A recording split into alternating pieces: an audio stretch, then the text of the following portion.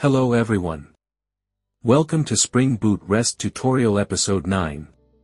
This is my channel Proto Hub. In this video, I will explain you on what is code-on-demand principle in REST.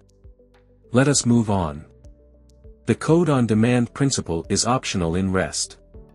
An API can return executable code from server, instead of a response, in JSON, or XML, or in any format.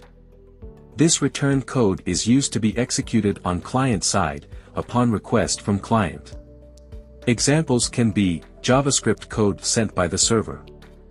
Now, let us see the use cases of code-on-demand principle.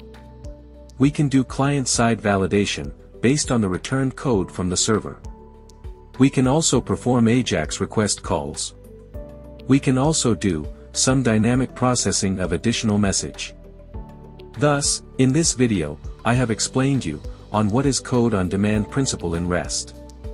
In the next video, I will explain you on what is URI with detailed explanation. See you in the next video. Bye.